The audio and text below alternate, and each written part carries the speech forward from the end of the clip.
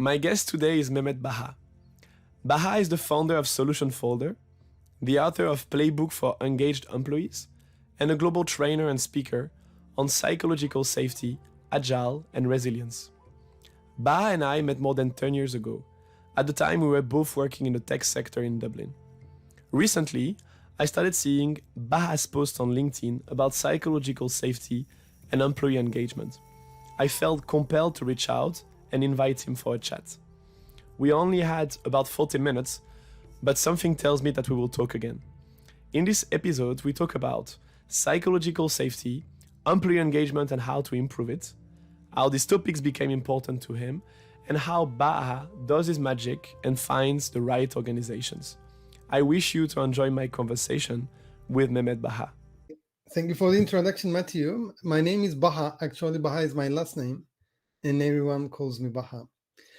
And I'm founder of Solution Folder, which is a training and consulting company based in Germany, Berlin. At Solution Folder, we imagine a world where organizations have a collaborative work culture. And we aim to achieve that by providing learning solutions and consulting on the topics of psychological safety, resilience, and agility. Around 18 years ago, I got a scholarship from Fulbright and I did my master's in the US on the topic of conflict resolution. Then I started working around the world. I was one of the first employees of Facebook in Ireland. That is where we met as well. And I worked at Facebook from 2009 till 2013. That was a great experience, especially at that time, Facebook had a very high level of psychological safety. Unfortunately, it's not possible to say that now at the moment for the company. But it was a great experience working there, contributing to the exponential growth of the company. And after Facebook, I moved to Germany and I started working at a German tech company. I was working directly with the CEO and I was in charge of expanding sales partners in India, Colombia, Mexico, Brazil, Spain, Saudi Arabia. I traveled a lot. It was a nice experience. And also working with the CEO directly. This German company does not exist anymore. It was acquired by Apple. And for the last 5-6 years, I have my own company, Solution Folder. And I enjoy working with customers who know what they want, are open to new ideas, and would like to provide the best learning experience for their employees. These are mainly international global companies in the US, Canada, United Arab Emirates, Germany, Netherlands. And in my free time, I love to travel with my family. I have a 6-year-old daughter, and in my free time, I love to play football with her. And I'm also a musician. I play the percussion in my free time. And in 2021, around 2 years ago, my latest book was published. It's called Playbook for Engaged Employees. It's available on Amazon as well. So that's about me. Lovely. And I saw that the book includes some of the articles that you have on your LinkedIn. So for people to get a sense of the book without reading the book yet, you can check those articles on your LinkedIn bio and get a feel for it. You spoke about the world you imagine, and I can see similarities between the world you would like to see happen and the world I want to see happen. And my first question to you would be, why this world doesn't exist yet? Why those companies are still stuck in patterns that are not so positive? For the most part. Tomorrow exists today already in pockets of innovations, but why do you think the mainstream organizational model is not what you want and what I want?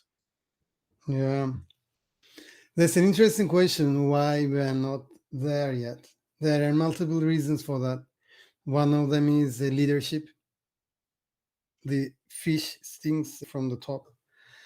So unfortunately, certain leaders behave in a way that can damage psychological safety. Maybe it's about their lack of knowledge, lack of awareness, their habits, and their unwillingness to change that. Leadership plays a role here. In addition to that, of course, there are other factors, some of which can be related to the systems, procedures, processes in organizations. Sometimes you have these outdated processes, systems, which can block the collaboration in and across teams.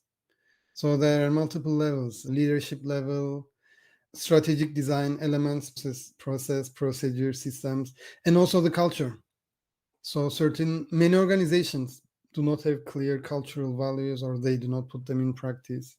So in such a chaotic situation, it's likely that employees or we are engaged in behaviors that can damage collaboration. So culture is one element, leadership is one element, and the other one is processes, tools, and systems is strategic design elements of organizations. Okay, lovely. But one of the things that I feel is happening is that it's getting more and more difficult to resolve the problems that we have.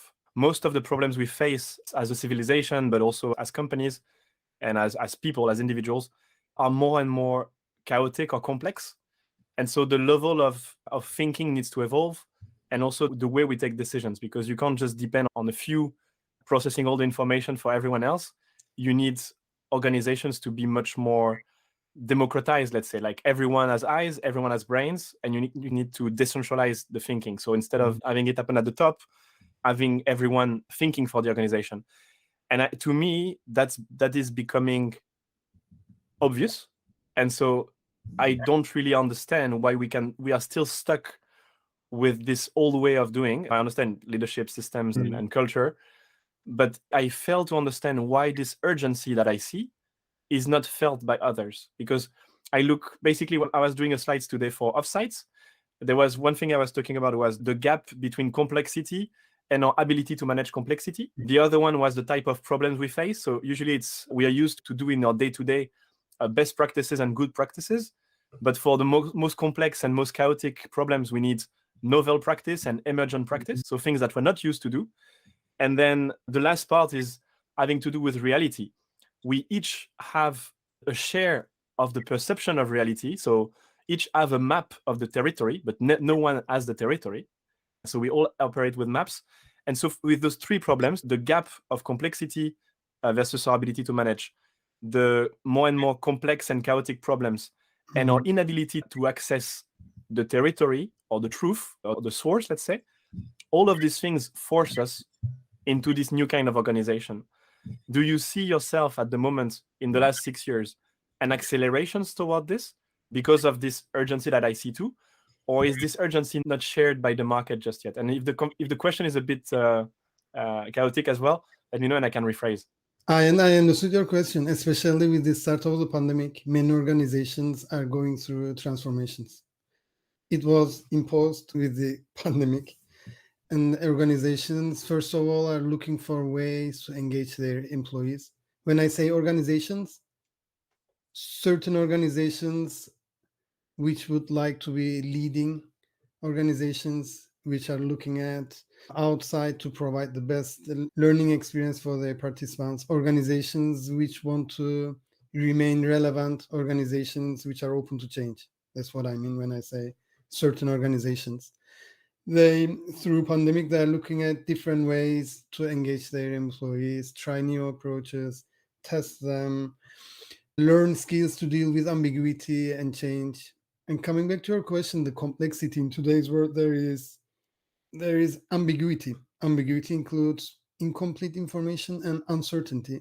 And when you look at today's world, there are things that we cannot control. There is a lot of ambiguity. How long will the war in Ukraine continue? We don't know it exactly. How many months or how many years? Global economic slowdown. How long will it be? No one knows that exactly. Global inflation. There are certain factors. Brexit happened. And the question for organizations who want to stay relevant and innovative is to be able to deal with this ambiguity and keep innovating and engage their employees. And those organizations who understand these concepts and want to stay relevant invest in these areas by providing learning opportunities for their leaders and employees, so that employees can thrive in these chaotic times. That brings me to what your comment about Facebook, psychological safety back when you were working there. I think we all saw what's happening at Google with the happenings of last Friday, and the fact that those cultures that personally I was idealizing, and we were looking up to those companies. Now, even those companies who have so much cash to be able to afford that kind of culture that is more nurturing to employees, we see that this model is coming to an end almost. So obviously, the model still exists in other places. I think you talked about Stripe in one of your videos to make the difference between what happened at Twitter and what happened at Stripe. I think you were talking about compassionate leadership in that video. There's this pressure on leaders to maximize the return for investors. At the same time, we know that psychological safety improves long-term outcomes for companies. And so there's this kind of balance to maximize financial return for the short term versus long-term innovation and long-term outcompeting other organizations through the right practices internally. How do you see it play? Do you think those were mistakes and there will be a return to the mean, let's say, because we went too far into destroying the models of Twitter and Facebook and Google, and we need to go back to it? Otherwise, the innovation will be just going somewhere else in companies that are more visionary in the way they organize their workforce and have internal processes. What do you sense? So starting with Facebook and Google, there you worked at Google. You have seen the evolution of the company and now how it dealt with the layoffs. As you mentioned, they just sent, according to what I read in the media, basically an email to inform the employees rather than doing it face to face. And at Facebook as well, when I was working there in 2009, it had a very high level of psychological safety. And at the same time, it was not a paradise. You can imagine there are still issues, challenges, but it's fair to say that it had a very high level of psychological safety back then. And now when you look at it with the layoffs and the announcements from the CEO, in one of the meetings, I think he said, we are going to fire the low performing employees. He said that, something like that. And he created fear in the organization. It just blocks, damages psychological safety. And coming back to the second part of your question, so psychological safety is a dynamic concept. So it can be high, it can be at a high level or low level, and we need to keep maintaining it. And coming back to the second part of your question, you said for business leaders, it's important to manage both the short term and also long term. The benefits of psychological safety can be in the long term. I would say different on that. Psychological safety, the benefits is not necessarily to be seen in the long term. Psychological safety, I see it as a key aspect for the performance of the organization. Of course, short term, they need to bring results, but without having psychological safety, how will employees bring results at a sustained level? Maybe by forcing them, putting them under pressure, by threatening them. You are right, in the short term you can get results, but later they get burned out, their engagement can decrease. Later maybe they can find another job and it has a negative impact for the organization. So you are right in the sense that we need to balance both short term and long term, and at the same time psychological safety is something that they can add value, not necessarily long term. Got it. One of the things that you spoke about earlier was the fact that you did a conflict resolution focus at the beginning of your academia or during your academia. Was this topic a core part of your life even before? What led you to think about conflict resolution so early? I am from Cyprus. I'm from the Turkish part of Cyprus. And since 1950s, there has been conflict on the island. And then being born on that island was one of the reasons. Of course, it's peaceful now. There is no violence. Still two different communities and government structures. So being born on Cyprus was one of the reasons that I studied conflict resolution as master's in the US. Gotcha. And how early did you think about this? How early were you conscious about it? Because you could be conscious as a kid. Was it the case, or it came more in your teens? I think when more around when I was teenage and university years, because I encountered Greek Cypriots from the other part, and later the borders were opened, there were crossings, it became even more visible. And what did you feel at the time? Was it the burning question? Was it just an intellectual stimulation? But how was it? Yeah, I've never thought about it that deep. Let me try to think. Actually, I studied business in undergraduate, and then I applied to Fulbright scholarships. And at that time, I was interested, university times, about the Cyprus, this conflict, ethnic.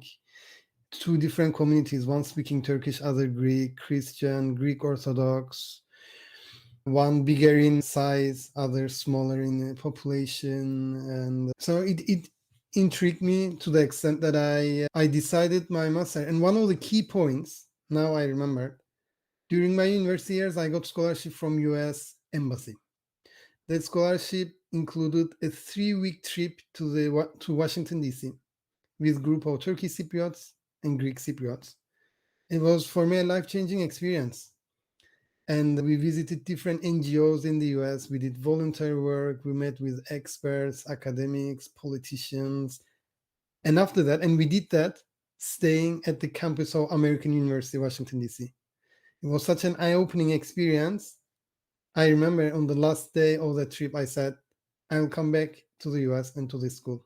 And then I got scholarship, applied to master's at American University, Washington, D.C., which is one of the top political schools in the US, and started my master's there in 2005. So that was one of the key points. Going there to the US, 3 weeks, great experience. The program was about leadership, and it was hands-on, learning concepts, putting in practice, doing voluntary work, etc. Lovely. And now, do you do conflict resolution? Yeah, actually, it started with conflict resolution 6-7 years ago. That was my first attempt. And what I realized back then, certain organizations and professionals were not much interested in that, because conflict resolution, it has a negative connotation. Yeah, conflict, when you think of conflict, even our bodies can get tense. Conflict resolution. Later, I changed it to collaborative leadership. That was around 2016, 17. Collaborative leadership. At that time, I created one approach of collaborative leadership. One of the aspects of that approach was psychological safety back then. It was only a small portion of the collaborative leadership learning journey, learning experience. And that is how I later dig deep into psychological safety. It started back in 2016, 17. It was part of collaborative leadership. And later I developed more on that. And now it's one of the major areas.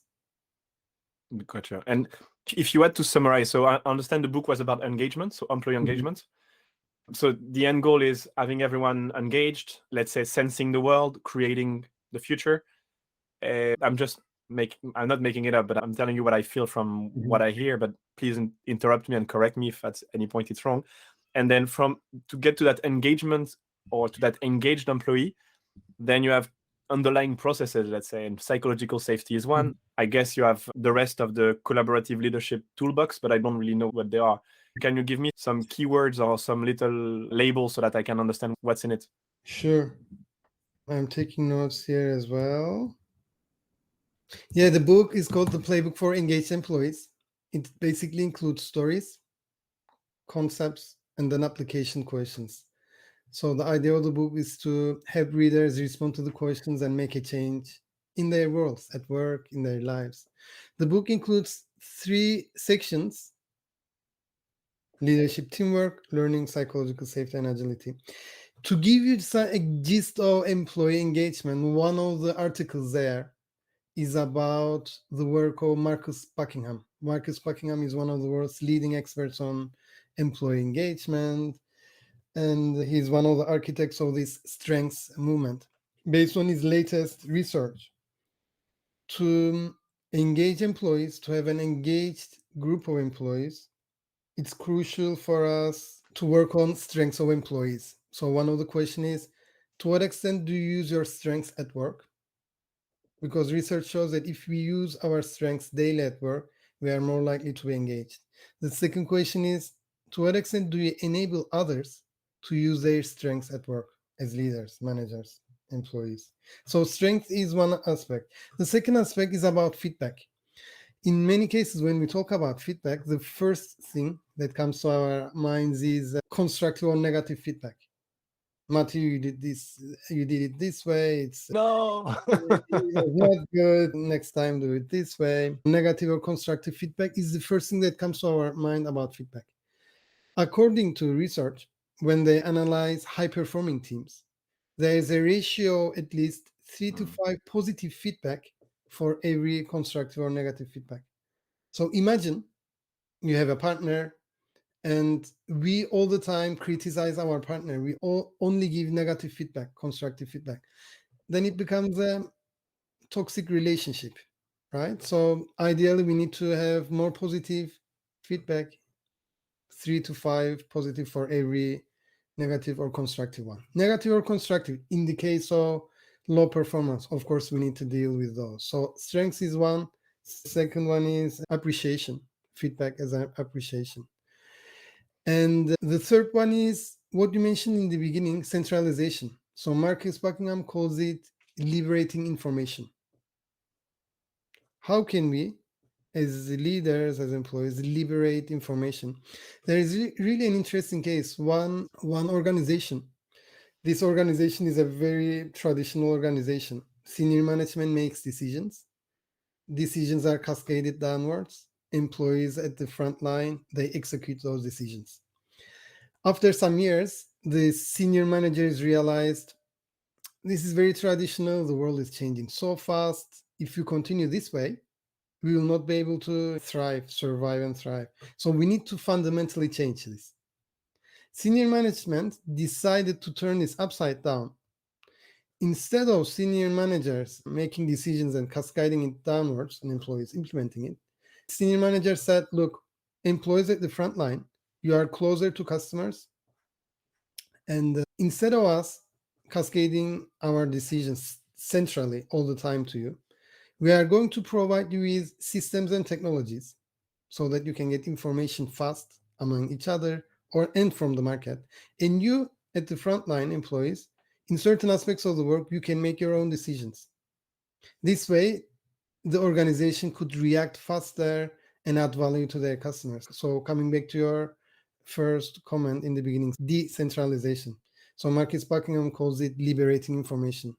You decentralize. So here is just one example.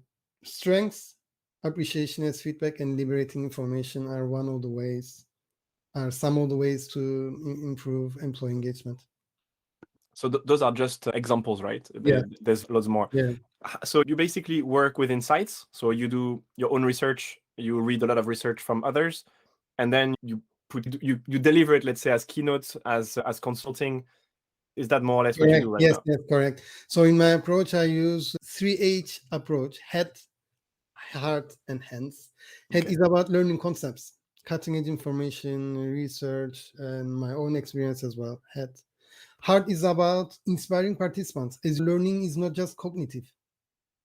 Learning is also emotional. Yeah. Sharing with inspiring stories. And hands is about application. We learn concepts, we get inspired, and we put them in practice. So that's the approach. And it's an amalgamation of my experience, my application, and also reading and learning new approaches. So to me, you are like a bridge between what we know is top like world class and beautiful and ideal, and the reality of companies, which even at Facebook and Google, when we were there, it was not perfect, as we said. How do you feel being that bridge? And how does it feel as well to have to constrain yourself to a much more limited scope than what you would like to change? And also in the percentage of change you can do, even in the scope that you're given, you can't really change it all and apply exactly what you know would work. So how do you do it? Because I struggle myself. At the moment, I'm also a bridge in some aspects. And it's hard to find the right level of change, because once you know the power of these different tools, you would want people to implement them fully, not just take baby steps, because in the world that is going so fast and with the challenges that we have, there's no time to do it slowly. I'm being a bit intense and extreme, but how does it feel for you to be that bridge? Yeah. The impact, reaching right people, right organizations, it takes time. It's a process. Of course, there are times where it can be frustrating. One of the key people who inspired me is Mark Sheffer. Mark Sheffer has written a book called Known. Known is the name of the book. So the book is basically about how to get more visibility and become known.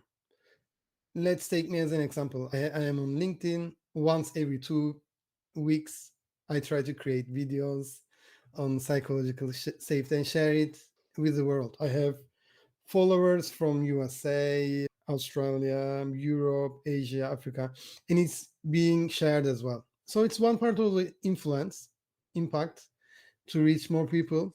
Is it enough? No. So connecting it back to Mark Schaeffer, the idea is to become more known. If I am like Adam Grant, millions of followers, I could have bigger impact. So Mark's book helped me to find ways to increase my visibility so that I can make more impact. That is aspect one. Mark Schaeffer's book, No, is great to that, to help. And one of the main points of the book is to keep creating and sharing and being active on social media. And there are examples of that. Seth Godin, I think, writes daily, or James Altucher writes daily. They are always on the minds. Adam Grant writes things to be on the minds. Brené Brown, regular podcasts. So one point is creating quality content, sharing it, reaching to more people, not thousands, hundreds of thousands, millions, a network. And then the second aspect comes to finding right organizations, clients who believe what you believe in, who are interested in improving their work environments, and who are interested in investing money in that. And once you find that, and then the possibility of making an impact is bigger. The question is each and every organization interested in that? No. There are certain organizations, and the key is to find those organizations and try to make an impact collaborating with that. Okay. And so it's interesting that you took that aspect. I was more thinking you already have the clients, and then you have this kind of, okay. but it's a good one because that's part of it, right? Because if you come very influential, the doors are more open. You have less fight to do because they trust you, not blindly, but they trust you. So I think there's this aspect that is really important that I didn't think about. But let's say that you have this client already. They believe in what you believe, obviously to a certain extent. Otherwise, they would not be a meeting point to start engaging. But even then, you will probably be at, I don't know, 90% on psychological safety in terms of understanding and mastery, let's call it. And they will be at maybe 20, 30%. And then it's also not uniform in the company, right? Some people will be masters like you and others will need to be convinced. So how do you deal with basically having to restrain yourself a little bit or having to do education? I guess it's part of it. That's the part that I'm interested in. So you already got your foot in the door. Yeah. And then you need to help them go from 1 to 10 on aspects that are not core. They will be focused on short-term financials and things that companies are more interested in naturally, but those things are more soft and they can wait. So how do you move them towards this? Yeah, there are different levels of customers as well. So 3 levels in my experience. Level 1, they say, oh, this topic is very interesting. Please give us a talk to the whole company on this topic of psychological safety. They're at the awareness level. I have just one customer like that from the US. So I meet customers based on where they are. And in those cases, to contribute to awareness, I do it. Level 1, basic. Level 2, they say, okay, this topic is to a certain extent important for us. We would like our leaders to go to the next level. Instead of, they already took trainings on, I don't know, motivation, time management, communication. We want them to learn the latest trends, approaches, and put them in practice. For the managers, certain number of managers, I also do it. It's level 2, little bit more deep, but not really organization-wide. Level 3, which I have a customer like that, the customer says, this topic is of high priority for us. Senior managers are talking about it. We are discussing it. As senior managers, we know the importance of it, and we do certain practices to support psychological safety. We want to have a longer term engagement with you, let's say 1 year. And I created for them a customized online course on psychological safety. The course is aimed at behavior change. It's not like me talking and then they listen. They watch video and do certain exercises, write action items, create new behaviors, have accountability partners, etc. So the idea is to train all managers on the topic. So it's a bigger scale. And in addition to that, once every quarter, we do online deep dives, questions and answers. With this one, it's a deeper engagement and bigger possibility to realize our blind spots, learn areas of improvement, and also put it in practice. And it takes time. It takes, especially to change companies' cultures, it takes a couple of years at least, starting from senior managers, employees awareness, the processes and processes, tools, etc. But the main thing is, if there is an interest and also good role model from leadership and investment on this, there is a possibility to move things to a certain extent positively. Do you participate to offsites, or do you, because one of the things for context, we work a lot on immersive experience, so for companies or for individuals to take their projects to the next level. And one of the key things that I believe is the rite of passage type of format you need. So for people to change, you need to take them away from reality, from their day-to-day, expose them to new realities, new futures, shake them a little bit, and then let them integrate. And to me, the offsite is a perfect tool for it, because it gives you the kind of removal from the normal world for people to do this upgrade. Are you involved in any kind of immersive experience beyond those trainings that you give? Yeah, a few times I was involved, and sometimes I get requests to do it. For example, recently one Canadian organization that had an offsite for its senior managers, and I was requested to give a talk or training. In the end, it didn't happen, but sometimes I am involved in that. And some years ago, I was involved in that in Turkey. I did a session for the managers of one company in an offsite. So you are right. Offsites are very powerful, and companies spend lots of money on that. And this change of scenery is really powerful, because you leave your workspace, you go to a nature or a different place with a fresh eyes, perspectives, and it's a creative way for people to be outside of their comfort zones, have new transformative relations with others, and new perspectives. Yeah, I think we have 5 more minutes, right? I will respect. Yeah. One of the things that you spoke about and resonated with me was the research that you do. And every time you speak, even in those videos and right now, you mention authors, which I'm never able to do. So you're able to quote specific things. Of everything you read, how do you know what really matters? Because you need to prioritize a lot and be very cutting, because you have only just a few hours to engage with groups. So how do you know what is most important to share and what's most transformative for your clients? What is more important and what is more transformative? Let's start with the second one. Transformative is basically about experience. So they learn the concept, and once they put it in practice, then it becomes transformative. Putting in practice can be in the form of role play, can be in the form of applying that approach to their own context, writing action items, transformative. And what is important has two aspects. One, based on the perspective of customer, what do they want, value? And second, based on the relevancy. If the topic is, I don't know, dealing with change and ambiguity, from my perspective, what is important is cutting edge new information, not information from 1920s. For example, I'm reading one book. I read it. It's called How to Thrive in Chaos. Incredible book.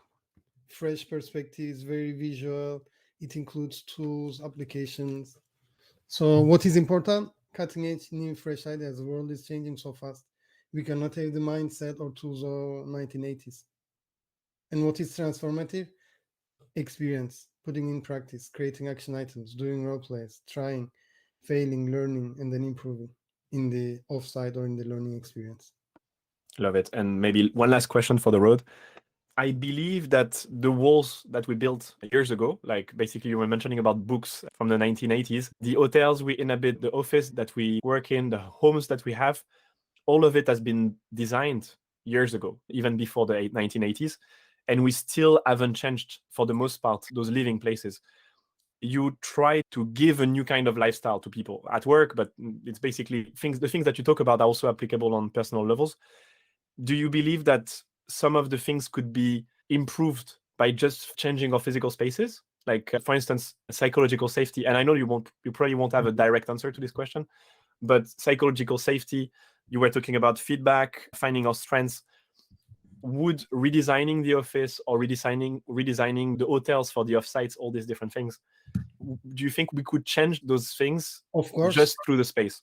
One of the aspects of culture is what visible and what is not visible. When you look at visible, it shows you enter an office, on the walls, I don't know, the values of the organization. To a certain extent, it gives you an idea about the culture. Or you see how office rooms, meeting rooms are structured, who sits where, how is the table positioned. There is an interesting case from Pixar. Pixar is an animation studio, one of the most innovative companies in its world. I think it was in Pixar or Disney. I think it was Pixar in 1990s, I think, in the beginning. I read it in the book of Ed Catmull. The Creativity Inc. is the name of the book. And leaders were sitting at the top of a long rectangle table. And second influential people were sitting around the table. And there were not enough chairs. Other people with less power, employees, were sitting on the floor. It shows how they make decisions, and it shows who speaks, who gets listened, etc. Ed Catmull noticed it and he said, no, we need to change this. People sitting on the floor, they don't have the courage to ask questions. They change fundamentally meeting room structures. Everyone can see it. It's more oval, circular. Of course, it has a big impact on who can speak and how they can speak. You might remember in the beginning, before the beginning of the war in Ukraine, during pandemic, Macron, the French president, had a meeting with Putin. You remember the table? Yeah. It shows power. It's easier to threaten others, distance, and it can affect people's ability to ask a question in the table or to challenge others. So yes, furniture, physical layout can have an impact on that. Apart from this book, have you seen other people thinking about that aspect and telling, like we were speaking about the size and the shape? Yeah. Have you seen specific recommendations about those aspects? I know one company, Steelcase. Do you know them? No. Steelcase. It's from the US. I think they do office furniture and chairs, etc. They talk about collaboration. They have reports as well. So Steelcase is the one that comes to my mind now. I'll check it out. And I know we're done with time, so thank you so much. I loved it, and it was difficult to stay within the time. Yeah, it was my pleasure. I'm glad you checked my videos, think through it. You ask wonderful questions. So it was my pleasure, Matthew. Thank you. Thank you, Baha. Take care. Find out more about Baha and Solution Folder on their website, solutionfolder.com.